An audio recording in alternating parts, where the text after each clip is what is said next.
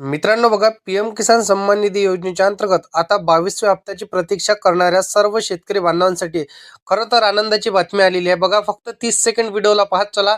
तुम्हाला यामध्ये आता तारीख सांगितली जाणार आहे की कोणत्या तारखेपासून कोणकोणत्या तारखेपर्यंत वाटप सुरू राहणार आहे आणि वाटप कुठं होणार आहे. बघा, पीएम किसान महासन्मान निधी योजनेच्या अंतर्गत 22व्या हप्त्याची तारीख अखेर सरकारने जाहीर करून टाकलेली आहे. बघा, आता सरकारने कोणती तारीख जाहीर केली. बघा, आसाममध्ये होणाऱ्या कार्यक्रमाच्या दरम्यान आता पीएम किसान सन्मान निधी योजनेच्या अंतर्गत 22व्या हप्त्याच्या वितरणाची घोषणा सरकारने केलेली आहे.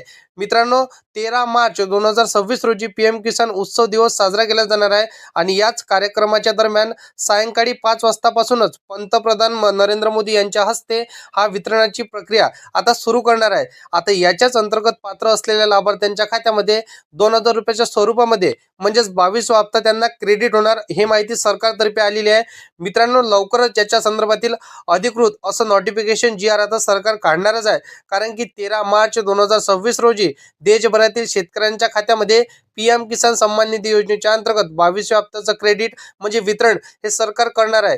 मित्रांनो, याचप्रमाणे नमो शेतकरी महासन्मान निधी योजनेच्या अंतर्गत देखील गेल्या अनेक दिवसांपासून प्रलंबित आहे पीक, जसं की आता त्यांचा 8वा हप्ता हे सरकारने आता क्रेडिट केला नव्हता, परंतु पीएम किसानच्या हप्त्यासोबतच हा वितरण केला जाणार अशा प्रकारचे शासन निर्णय सरकारने अजूनपर्यंत काढला नाही.